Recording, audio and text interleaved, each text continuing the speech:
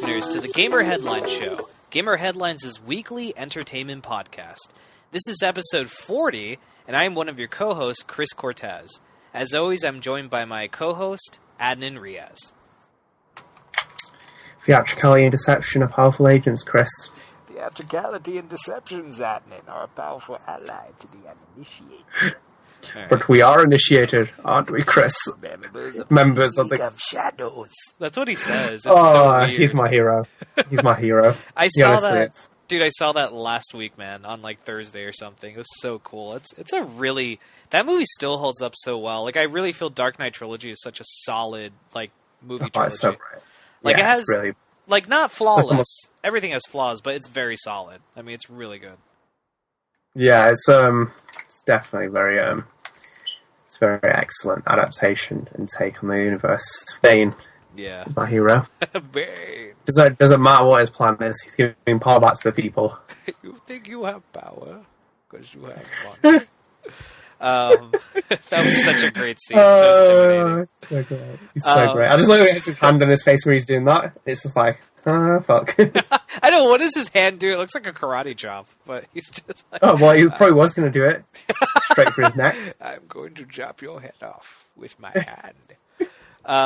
Anyway, guys, welcome again to the show. Adnan, dude, let's jump right into it, man. Talk nerdy to me, my friend. What have you been up to since episode... Oh, actually, before we say it... No, wait. I'm ruining this. No, that's a different episode. I was about to announce something, but that's for a different time. Dude, talk nerdy to me. Sorry about that. Yeah, I watched... Well, I've been playing Rocket League. Yes, like, still. That's Rocket. Oh, it's so... It's like that during that day you go into a candy shop and you pick up your favourite chocolate and have a bite, and you just want to like pick up every other chocolate bar and just eat them. I've actually watched... Can I tell the funny story of like the group chat? Basically, like I was telling Adnan, like I was playing Journey because it just came out, and like notifications pop up when people enter chat, and it's like Adnan Riaz enters the chat, and then like four other people that we know from other places. James being one like of them. James, our guest, James, and Alan as well. Alan, and I'm like, they're playing Rocket League. Like I know they are, because those are like the exact same people that Adnan all plays, and. Sure enough, I went to their like info, and all of them were playing Rocket League. I'm like, they're playing Rocket League, and I think Matt hosted a thing, and I watched you guys for a little bit. You guys are good, man. Good stuff. Well, I'm good. I'm really good. You're like, I'm good. I don't know. No, I actually watched Big Hero 6. Nice. Yeah, just like I kind of like let it fly right past, like fly under the radar when I was getting with things, and just like animation things kind of generally fly over my head anyway, but I got time to watching because I had loads of other films to watch because I was watching Godzilla and shit. I needed something kind of satisfying. At first, like the first 10 minutes my eyes were like kind of like rolling a little bit. Yeah. Because one of those kind of things where I'm like, maybe this is just not me, but when I started watching it, kind of hit a stride. It was really great. It kind of was reminiscent of what I expect from Pixar. Mm-hmm. Kind of like the quality of the film, and just like the art direction is always like, any kind of animation film wants to be distinct and unique for artwork, and it really did hit that. But no, like I like the fact like the characters have like Hero and like instead of Sheeta, like the characters are really great. Like they're not just like the general like Jack, Bill, and Tom and Edward characters. Like they're different, right? And like one of my favorite parts about the entire thing was that when I was watching that entire film, I had like a feeling towards all characters. Like my kind of like connection with them was great. I even love like Hero's aunt, the one that they live with. Oh, dude, actually, I've never seen it. Oh, you've not seen it? No, Rebecca, my wife, saw it, but I haven't seen it yet. But I've heard nothing but like great things about it. It's actually an adaptation of a Marvel comic book that they gave it to Disney Animated Studios to make instead of Marvel. Yeah, I mean, yeah, it's like his mum like is like very reminiscent of like Anna and Rapunzel. Mm-hmm. Like as characters like from modern Disney films, like has like really like kind of nice personality to us, and they're just generally the characters are great. Like the best ones obviously the best character is Baymax, who's the big white robot in the posters. He is like one of my heroes. When I was watching that, I was like, this character is so brilliant. The comedy is just like oozing from this character. It's so I just honestly like when you see it, he was like kind of reminiscent of who is it now? Like almost like Wall-E, like a little bit. They just wanted to give him a hug. Well, he likes to give hugs, Baymax, but I mean like, but like just the way it was kind of structured with that. But the biggest problems were like the runtime was all right. It was that towards the end the story kind of like lapsed itself and fell on its head. It stumbles and then picks itself up, but it was kind of like a big, like, you know, a bit of a little mess up that they could have fixed easily. But generally, like, speaking, like, it was such a great film, I just couldn't believe I missed it. I was like, this is a really fantastic animation film. I'm not sure if it won an Oscar as well. That's it, yeah. I was having a look at that. Holy shit. Yeah, I remember, I completely forgot about that. It's one of the Oscar winners, like, you know, took home Best Animated Film. But yeah, it's honestly on, like, one of my lists of films to recommend to people. It's really, really great.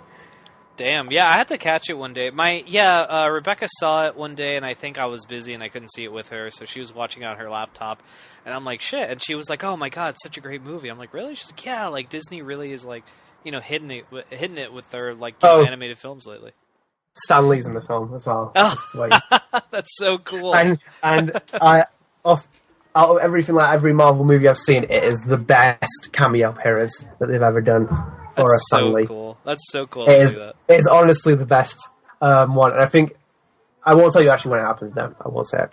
Because yeah, you should, like, by now as any film fan, know when it's going to happen. But like, yeah, it's so fantastic how they do it. And it's just like I was a little bit caught off surprise. Like, I completely forgot. Like, as you said, like, it's based on a Marvel comic book series. Like, I kind of completely forgot about that. When he turned up, I was like, hey. So you're like, hey, there he is. But like, just, yeah, it's so great. I really, really can't put like any more recommendation behind it. Yeah, it does have its faults towards the end of the story, like a little bit of it's just a bit kind of like eyebrow raise. You know, you raise your eyebrow at it. But Baymax is like, I want a Baymax. Like, it's just so great. Basically, he's built by Hero's brother, and he's meant to heal people. And he's a nurse, basically, or a nurse / doctor. It's just so funny where he's like, he tries to, like, he goes up to the hero, he's like, on a scale of 1 to 10, how do you rate your pain? He's like, I won't shut down until you say you're satisfied with your service. Are you satisfied with your service? It's such a... That could be horrifying, too. Like, oh, yeah, if he goes bad. Like... Well, yeah, but yeah, it was a great film. One of those films where like I really needed it after like watching so much crap. Yeah, no, definitely. Shit, I'll have to give it a shot then, like one of these days. Well, speaking of Marvel movies, I actually got to see a Marvel Cinematic Universe movie lately. I rarely go to the movie theaters, but I was able to go last weekend. And, yeah, dude, I was able to see AntMan, the newest installment, the conclusion to Phase 2 of Marvel Cinematic Universe, and the newest, character that's been adapted since Guardians that came out last year. So, going into this movie, I was, dude, you always got to be skeptical when it's something new, just like how I am with Pixar and stuff like that. I was skeptical as fuck with Guardians, and I left that theater, like... That's one of my favorite movies. I mean, it's such a good movie, dude. It gave you that same hope and amazement that you got watching like Star Wars for the first time. Ant-Man is not. I don't know, dude. Like, okay, I sat there and I was watching it and I enjoyed it. Like, Paul Rudd is great. He does a great Scott Lang / Ant-Man. Michael Douglas is excellent as Hank Pym, and there's a lot of really cool stuff in there.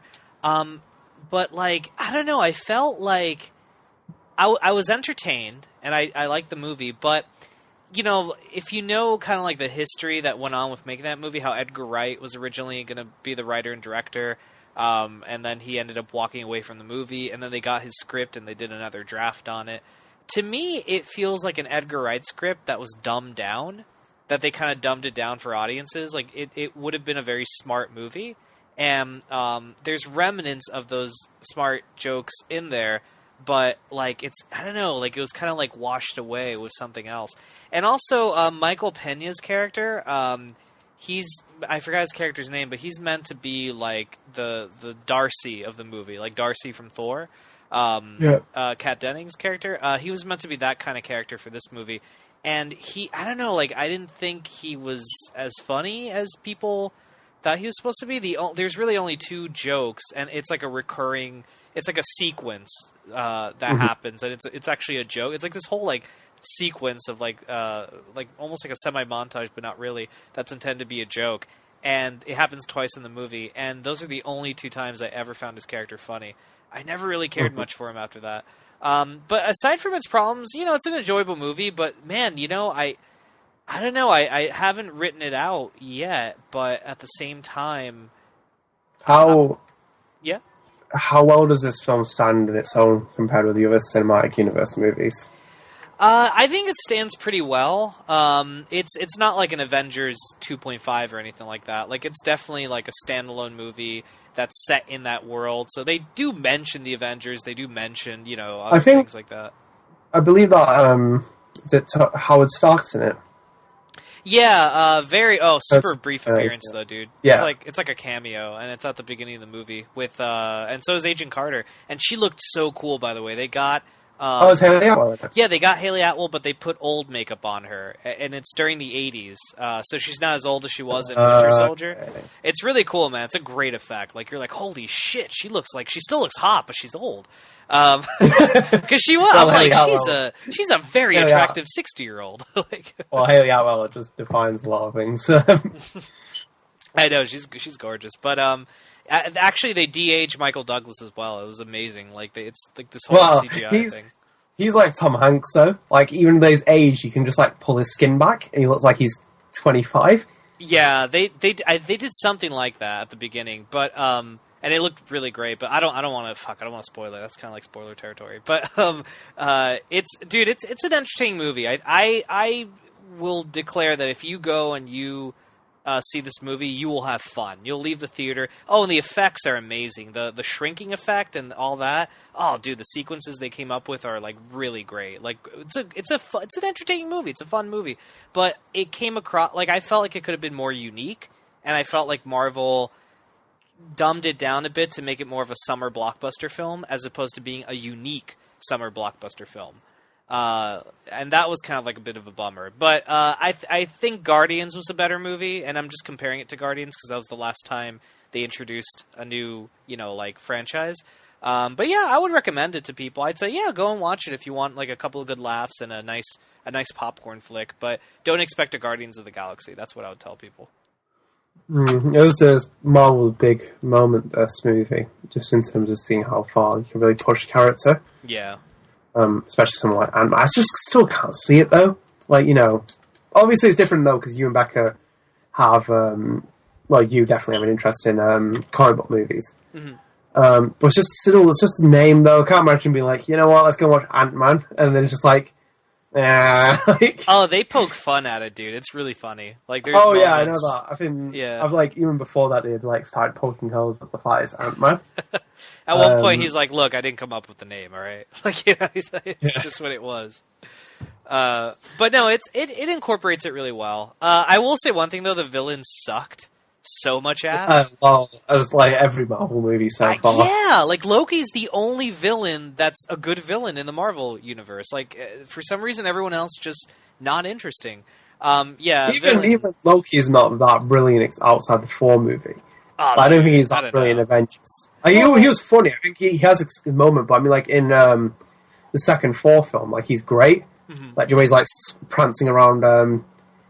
Is it Chris Hemsworth? Oh, yeah. Yeah, like, and then he turns into like Captain America. Like, he has his moments there, but I just don't think like he's like, the strong, villain on his own. He's not like Zod. He won't find him. But I still think that like that's a massive syndrome in their universe. They just haven't found like a solid villain. Yeah, no, definitely. I mean, that's something they need to work on because I feel like they make good superheroes, which is great. That's one half of the puzzle, but yeah, they need to really do something to, like help, like do Perhaps he's wondering why you would shoot a man before you they throw need him that. The plane. God damn it, they need that. Definitely need that.